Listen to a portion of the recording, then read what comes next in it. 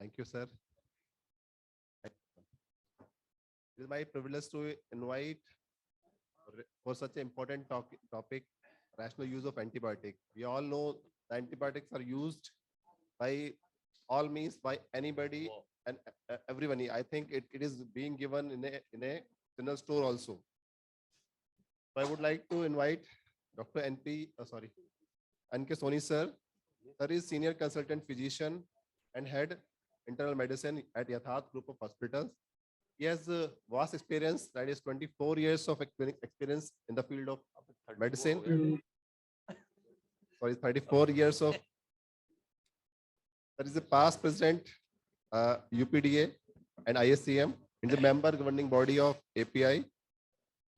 And he's received various award fellowships in the field of medicine, and he has been a renowned faculty at various conferences. So over to you, sir. And he has more than publication, more than 25 chapter and articles in various books. Oh, yeah.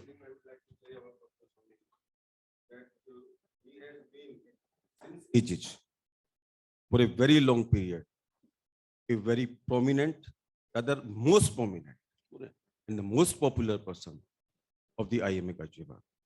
And he has done he has gifted a lot of things to the entire IMA, and I appreciate for that, because he is very receptive, very friendly, and very popular and a prominent person. Over to you, Dr. Soni. शायद फिर वही अटल जी वाली बात आपने कह दी, बात कह दी कि मैं तो सिर्फ फेस वैल्यू हूं, बाकी कार्यकर्ता तो आप ही लोगों से. And moreover, he has kept the API Ghaziabad on India map. Thank you very much. Thank you very much for nice introduction and love and affection, which always I get from the fraternity of Ghaziabad. Of course, it makes me emotional as well. To begin with, as Dr. Sondhi has very nicely said that all fevers should not be treated, but sometimes it becomes difficult to practice. Once you are in the clinic, there were very valid questions that that whenever febrile illness is there and the physicians go in the dilemma to diagnose that why, then it becomes difficult for the physicians as well as for the patients also. But then one thing is clear about this topic, that all should not be with antibiotics. There is no two opinions, there is no ambiguity, and this is very, very clear. And this is what I'm going to discuss in the next 15-20 minutes or so. That how to smartly use antibiotics so that there is an evidence-based and you also feel little confident, and the patient, the misuse or overuse of the antibiotic should not occur. Let us first go again also. Well, antibiotics, we all know, are powerful medicines. These are not like paracetamol that even if you give little more frequently or even overuse, it will lose its potency. It is not like that. But literally, if you use antibiotics more often or misuse or overuse it, naturally, the problem is going to occur even for the patients, even for yourselves, even for the society as well. So the discovery, we all know that antibiotics was discovered in 1928 by Alexander Fleming, and the first antibiotic which was introduced was none other than penicillin. And since 1930, before that, when antibiotics were not there, it was very, very difficult, and you can have an idea that what type of medical practice was there in that era when antibiotics were not there. Streptomycin was the first drug to have an effect on tuberculosis. Till then, tuberculosis was non-treatable. So it was a difficult situation to imagine altogether.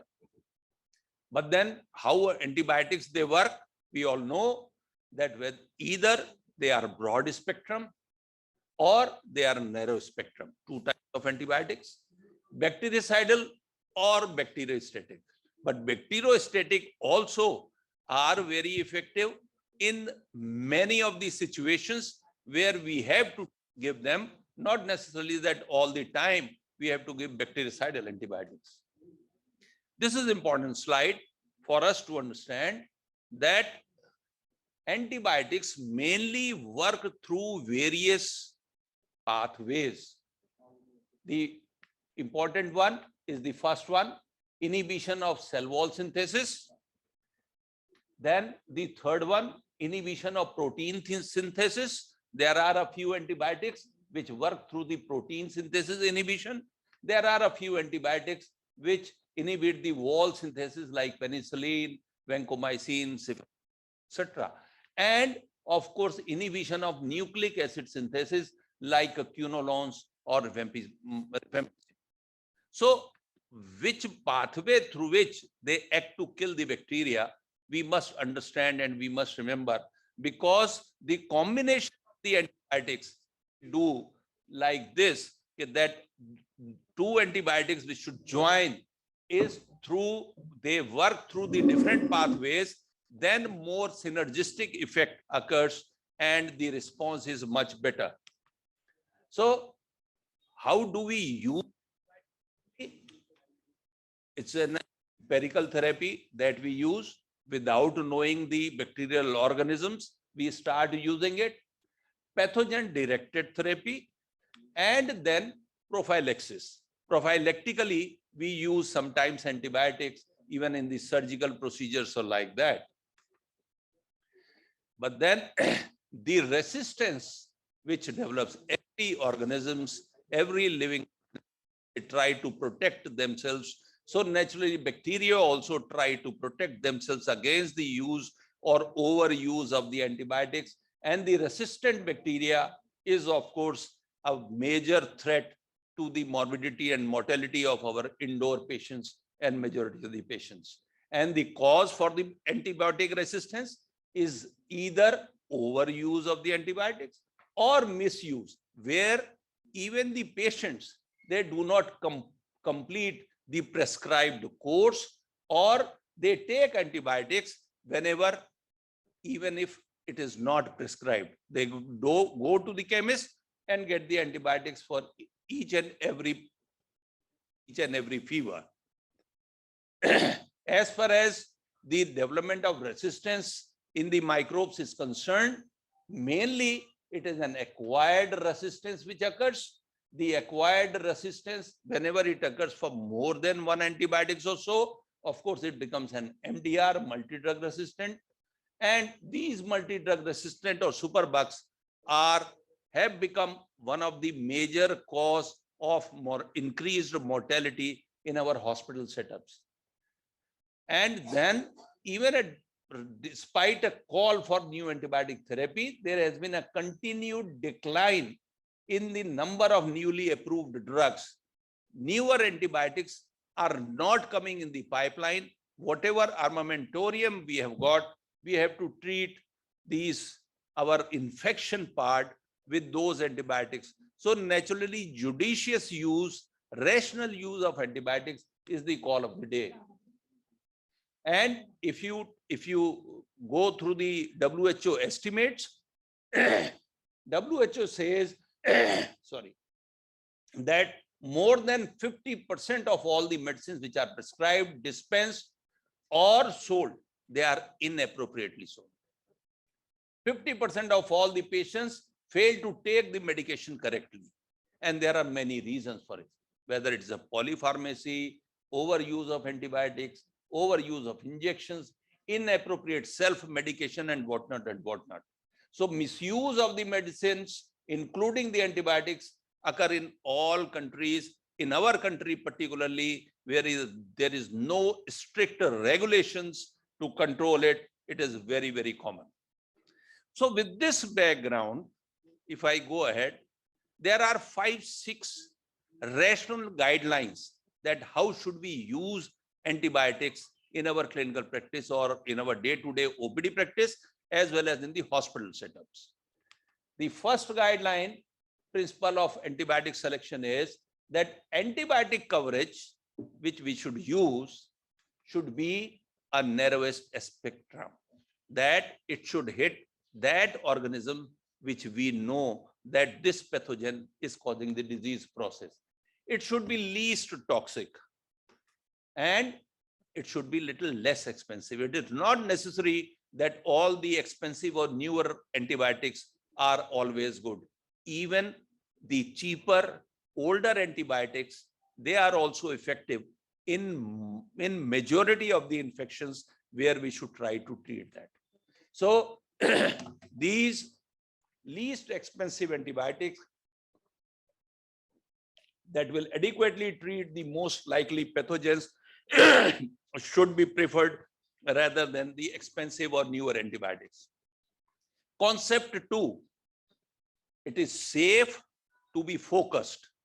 We should try to focus when a causative infection agent has been identified.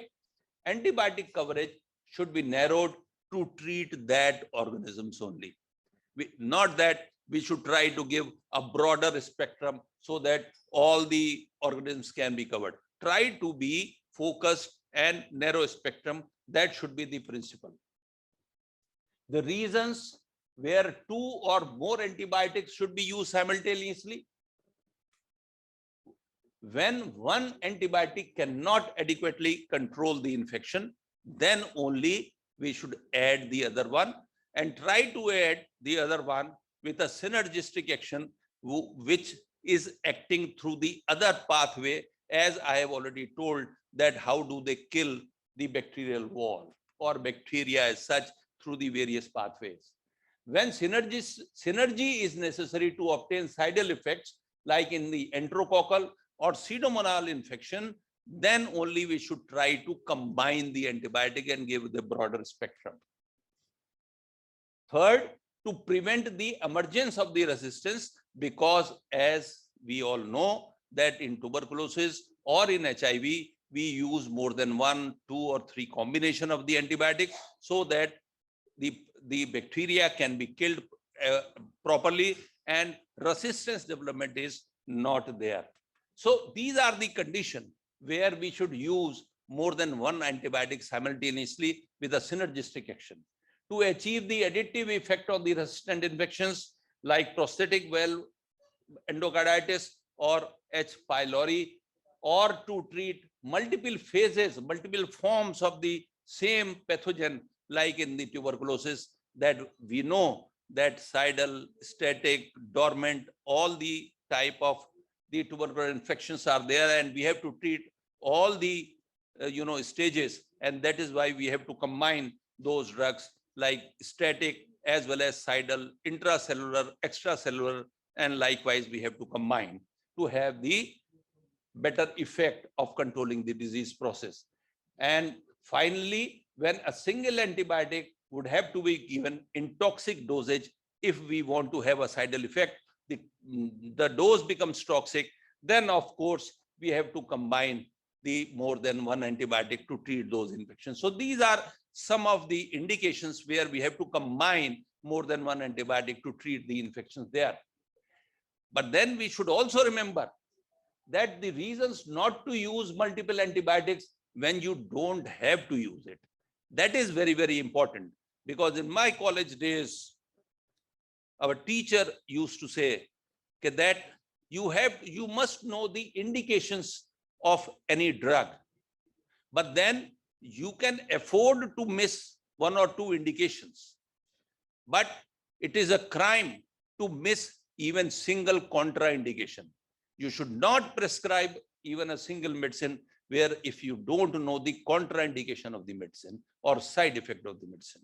So we should also know that when the more than one antibiotic should not be combined, or even a single antibiotic should be used. So sometimes what happens that it may result in antagonism. If the two antibiotics, they are not working synergistically, they may antagonize the effect and bring down the effect of one antibiotic. Increases the likelihood of toxic or allergic reaction. It may be additive to the different adverse effects, or maybe synergistic, like in vancomycin and gentamicin. If we combine these two aminoglycosides, we will have more effects of nephrotoxicity, and the additive effect of the combining the drugs causes more harm to the patients. It encourages the development of multi-drug resistance also. So naturally, there are some, you have to be very judicious and planned in choosing the antibiotic or using more than one antibiotic together. And of course, last but not the least, it increases the cost of the care also. So one should be little rational. The fourth concept is more of a drug is not always better. That it is not that you increase the dosage and you will have a better effect. Sometimes the rational dosage is also essential.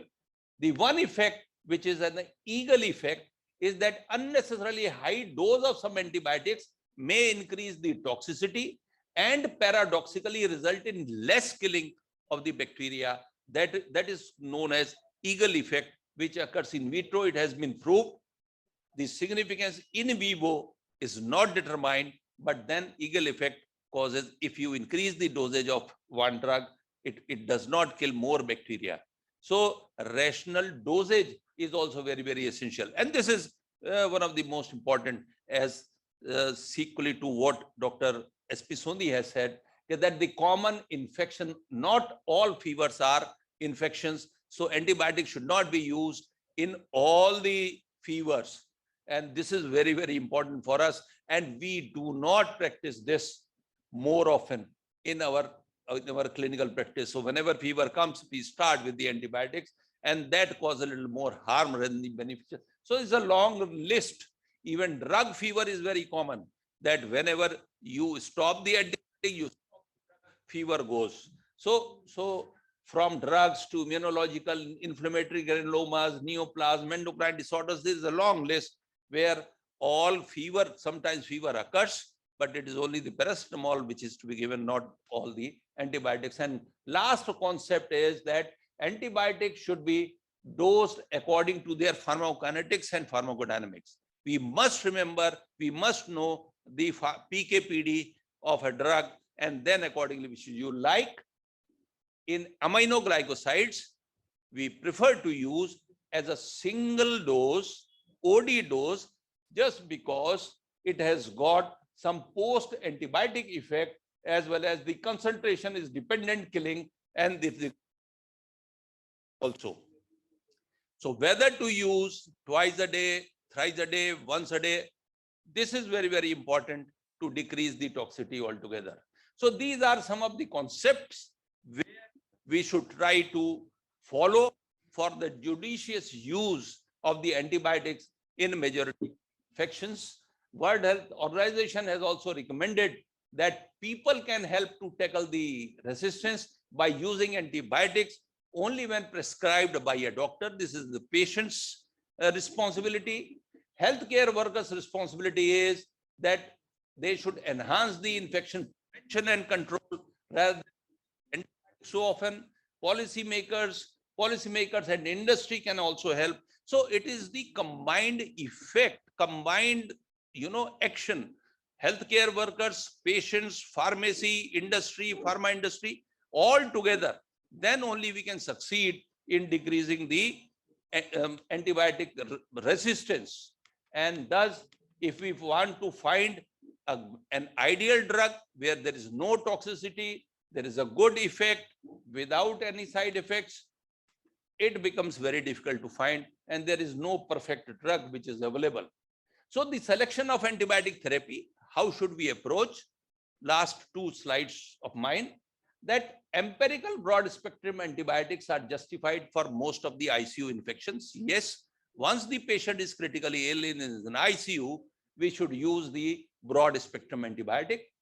But local antimicrobial susceptibility patterns and anticipated side effects must also be known to us. We should always keep this in mind, and then the choice of antibiotics should be made.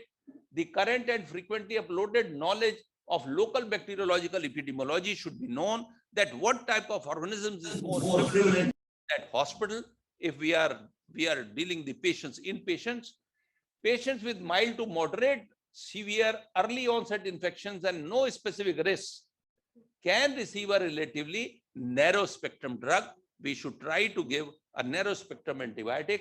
For ICU patients admitted with healthcare associated or community onset infections, more restraint for the antimicrobial therapy should be made. And there are some guidelines hospitals also, that the stewardship, where the promotion of appropriate and responsible use of antibiotic should be made, and there should be an antibiotic committee, antibiotic management committee, education, audits that should be done in the hospital, so that a definite policy can be made for the use of antibiotics in a particular hospital. And we should restrict the overuse by voluntarily, that should be given the choice to the doctors, persuasive or restrictive. And when prescribing the antibiotics, the doctor should choose an agent targeting the likely pathogens, select an appropriate dose and duration. Pharmacokinetics, pharmacodynamics should always be kept in mind, so that we can have the idea that in which tissue we are targeting.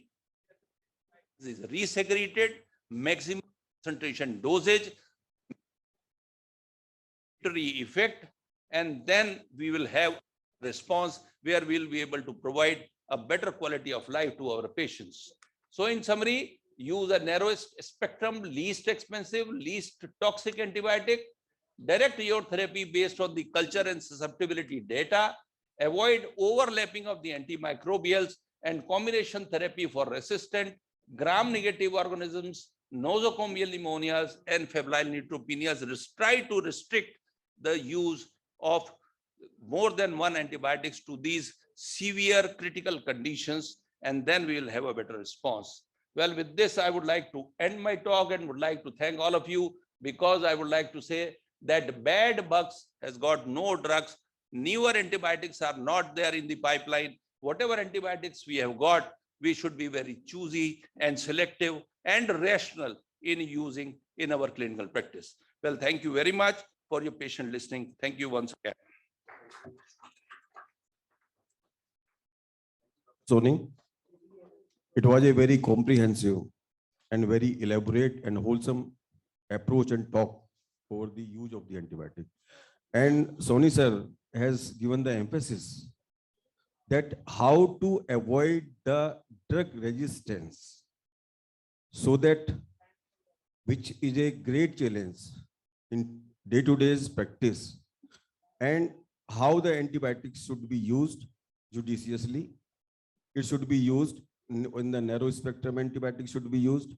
It is not necessary that the antibiotics which are very costly and which can cause the financial burden over the patient are not necessarily better than the antibiotics which are less costly or cheaper.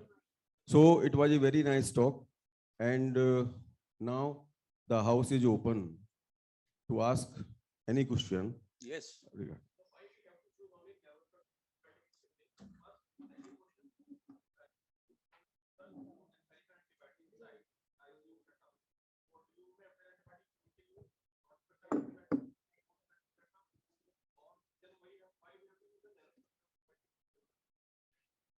See, what I want to emphasize upon, that you have to see this, the condition of the patient, the source of infection, and then accordingly. Sometimes that community acquired infections are there. Once community acquired infection is there, then we should know that broader spectrum the combination of the antibiotics is required. It is a narrow spectrum where streptococcal infection is a little more common. Once the patient is there in the ICU and we know it's a hospital acquired infections, then at that stage, we should use more of a broad spectrum and combination of the antibiotics where the response, where we presume that it must be gram-negative enterococci or maybe a Pseudomonas infection. So according to the condition of the patients and according to the source of infection, we should try to, localize and rationalize the use of antibiotics. This was my say. Sir, I want to ask one thing. Suppose we got a case with the severe pneumonitis and patient is quite sick. Then what remains the approach? And what is the concept among most of the treating doctors, especially the physicians, that we should go with the very high antibiotic, with the higher meropenem, we should go with the colistin, bisphenol, we should go with the we do not start with the lower medicines, because then the concept is that if we will start with the cheaper medicines, maybe that there is resistance and we would have to jump to the higher antibiotics or the good antibiotics, so called. So what should be the approach for a doctor? See, once you are doing an hospital-based practice, that is why I say that there should be a stewardship program of the hospital guidelines, that you should know time to time the culture of the hospitals, even ICUs should be done. You should know that what type of organisms are more common in our hospital, and then accordingly you should try to choose. Secondly, there are two approaches. One, to up-titrate the antibiotics. The other is hit hard, hit early, and then down-regulate. The problem with us, with our practice, most of the clinicians we do, that down-regulation we do not follow. हाँ, ये होता है कि मरीज आया, सिक है, जितना है हमारे पास एंटीबायोटिक आर्मामेंटोरियम सब लगा दो और तब तक लगा दो जब चार्ज में हम सिर्फ छोड़ दें. This is a wrong approach. That we should know that what type of culture our organisms are more common, and that will come with the regular culture which is done in the hospitals, which is usually not done. We should do it more frequently. We should know that spectrum, and then accordingly we should choose the antibiotic. Secondly, as I said, always the combination and the highest spectrum antibiotic is not indicated. If the patient is coming from the society, from the community, he has not been hospitalized earlier, we should try to use a narrow spectrum. If the patient is coming after hospitalization, referred after hospitalization at 2-3 places, we should go for the higher up. And once the total count, the infection is low, fever is subsided, total count is normal, we should try to down regulate the antibiotics, then only. Otherwise, अगर हम ऐसे ही meropenem और ये सब use करते रहेंगे, probably tomorrow have the efficacy as well. There is the problem. Thank you. हाँ जी, वर्ती जी, आइए, बोलिए.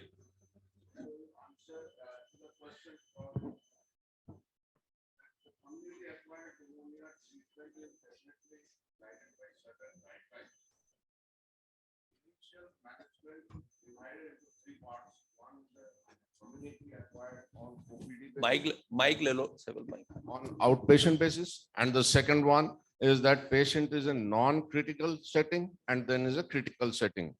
True. If they are coming in an outpatient basis, it is considered that it is community acquired pneumonia with streptococcus and other organisms. But when you are treating these patients, you should also take history at least and find out whether the patient is having evidence of mycoplasma, Legionella, all these are also there or not. So in such a case, initial combination therapy with a macrolide and beta-lactam, that is what is the dictum we are normally starting in OPD basis. this combination. After that, when patient comes into the critical care setting, patient is having low oxygen and other features are coming, patient is tachypneic. In that case, then we upgrade, as sir is saying, then we upgrade and let us see what organisms we are detecting in the sputum. If the patient has gone into ICU, then there is either superadded infection which has developed, can be hospital acquired. So it is in stages. Yes. So when the patient is coming to in OPD basis, a simple beta-lactam with a macrolide group of antibiotic will suffice. That is what. You know that what is the source of infection, what is the condition of the patient, and then accordingly should be rational in using the antibiotics. Culture should be sent as Natural, as soon immediately as possible, possible. before starting. the That is very antibiotic. Yes. important.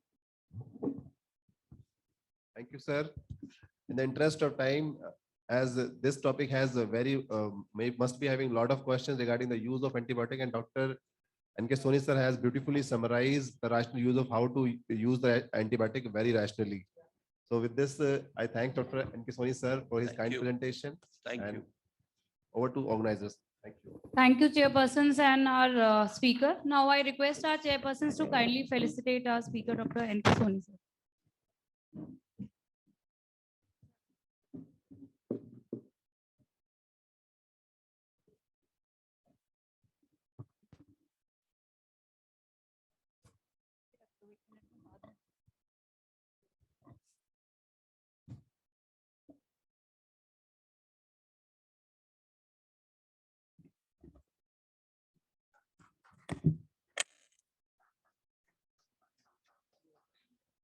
Thank you, chairpersons and our speaker.